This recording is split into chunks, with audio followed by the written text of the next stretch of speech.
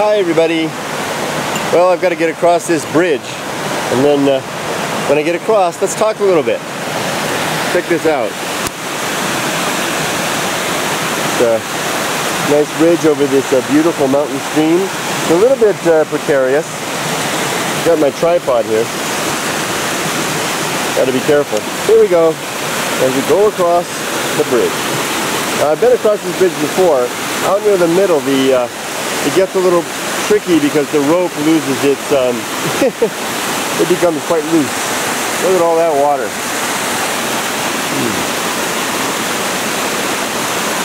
Well, I'll go ahead and start talking now as I make my way across. Nothing extraneous and everything to the point. Nothing extraneous and everything to the point. That's what I want to talk to you about. I've made it across. Now normally I don't like to hike in established trails, but running out of daylight, I want to get into the quiet woods. This is the closest way to do it. Let's do it. What do I mean by that? Nothing extraneous and everything to the point. Well, my point, use the word point again, is regarding our capacity as organisms to perceive and make sense of the world around us, which I think is quite limited. Some might like to think that we have an ability to unravel all the mysteries, and I hope that we do. I like to think a lot of times that we do, but the one thing that gets me to thinking that we may have trouble with that is the fact that the way that our bodies and minds are composed, we are organisms of survival. What that means is that the stuff of which we are made, everything about our body, not a single thing on it is extraneous. Every limb that we have, every organ. Some might say that the appendix is extraneous, but nature has a way of removing things that are extra, that are no longer needed, or even things that are just no longer efficient. Isn't that pretty? Nature tends to take those away from us, all organisms.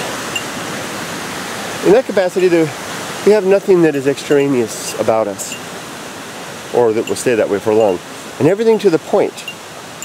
Everything that we do have serves some purpose. It's with us. The digits of our fingers, the arch of our foot, the orbits of our eyes, each of the layers of our brain. The reason they stay behind those our complex little reptilian brain down below. The reason it's still there is it does something useful. The reason that we have our instincts and our emotions is that they too are useful in some way. But nature doesn't give animals any more than they really need to get by.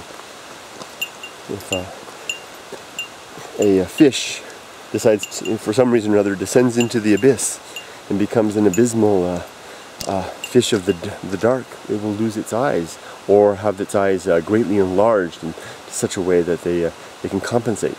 So nature adjusts or removes accordingly. In that way, how can we are certainly limited then in our capacity to perceive and to formulate ideas about what we experience in the world.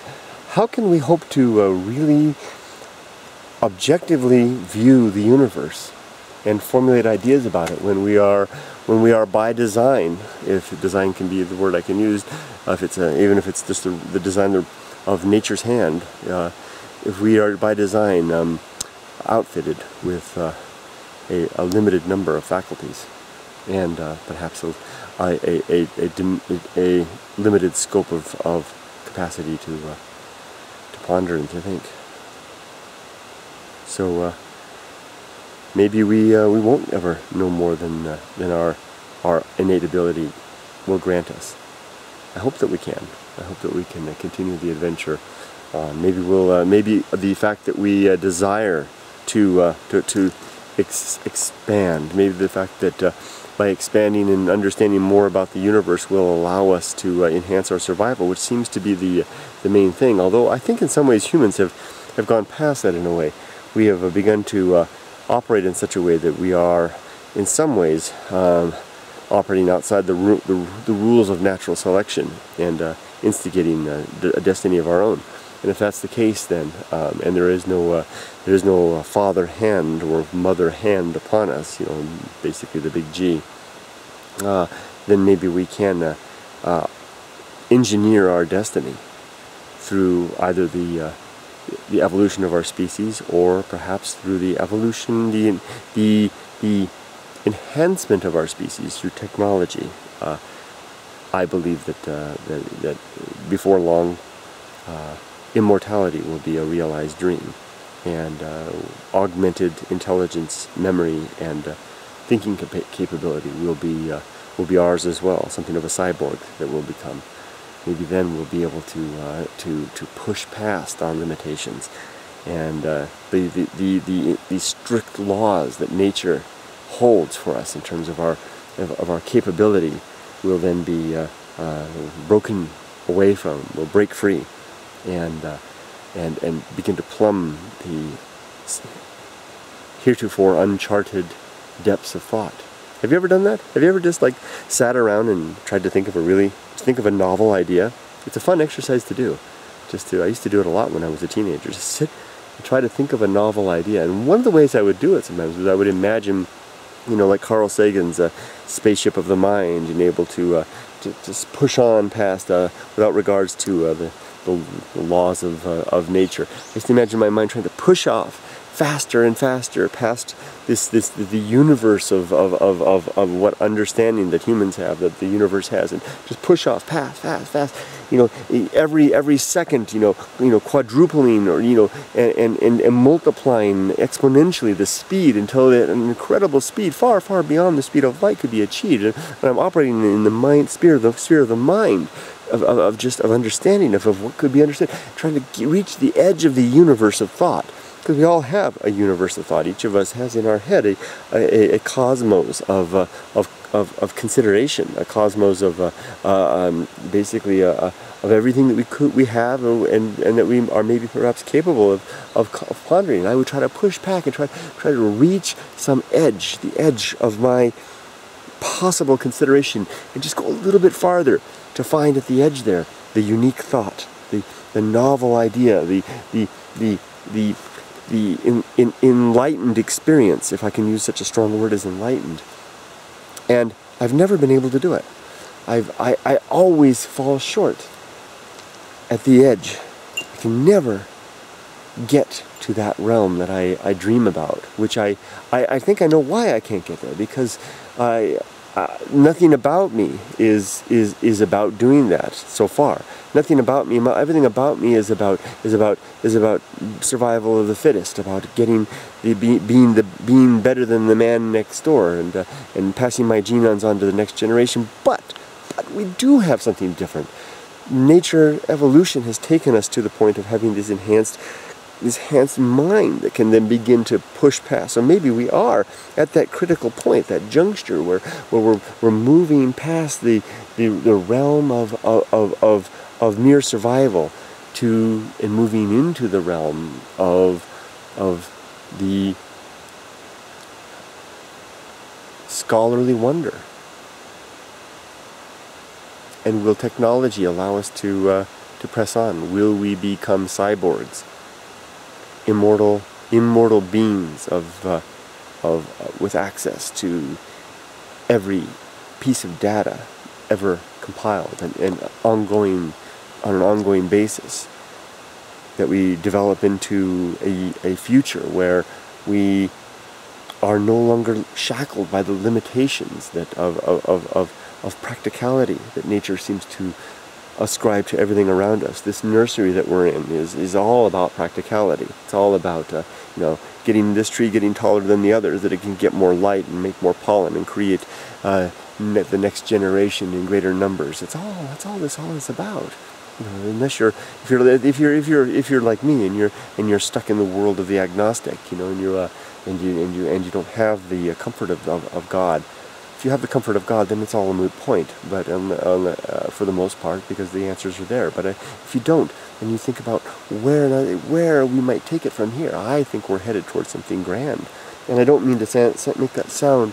I know that sounds to someone of a religious nature, saying that we're headed towards something grand sounds rather sacrilegious, maybe, that we're going to become something godly in our own world. I don't mean it that way, although that may indeed be our destiny. You know, imagine, we tend to think about things in terms of 100 years from now, or 500 years from now. Few of us think about 1,000 years from now. Fewer still, 10,000 or 100,000 or yet 1,000,000 years from now. How about 100 million years? How about 500 million years from now, or 1,000,000,000 years from now? We won't recognize, if there's any chance that we're still around 1,000,000,000 years from now, we won't recognize ourselves. We will be creatures of a completely different composition, a completely different capacity for thought, and operating from a groundwork of collected knowledge and data that will be astonishing. You might even reach a point where the concept of knowledge and data are moot. That it is simply the birthright of, or if there is such thing as birth 1,000,000,000 years from now, it will be the right of every sentient being of our lineage to have immediate and all-encompassing access to basically the consciousness of the species. Where we will exist will be also a questionable thing too. I suspect we'll be scattered far and near here in the galaxy, maybe even beyond. We will be an advanced culture, if we can survive it, to a point that we will be unrecognizable to ourselves, perhaps even invisible. If we could look back 1,000,000,000 years from now at ourselves, we might look at ourselves now and think that we would basically become ghosts. Maybe we will be more akin to the spirit world. Maybe we will be non-entities in terms of individuals. Maybe we'll be a collective. I think that if we can get past that, the limitations, the fact that nature doesn't allow for what does not operate, if we can get past that, then we will, which I think we will, then I think we will have a destiny among the twinkling lights, and an understanding that may be more akin to salvation than any stories we can dream up now. I'm so blessed, I'm so lucky, I'm so fortunate, as are you and everyone around, to be here for our brief time, even though we will not be among the immortals if they ever exist. I doubt that it'll happen in our time. Our progenitors will. Our genes will. Even if you don't propagate, even if you don't become a father or mother, your genes are out there. And even if you do become a father or mother, your genes are diluted. It's all one, really. It's just a species. And at that, it is an individual in its own right. And it's headed forward. And I think it's headed for good things. And I think we will push beyond the limitations of that nature ascribes. And we will know the wonders that lie beyond that sphere, that capacity of our current understanding. I'm going to turn the camera off now. I have some deeper venturing to do. Who knows what will be found up there. Take care, everybody. Have a great day.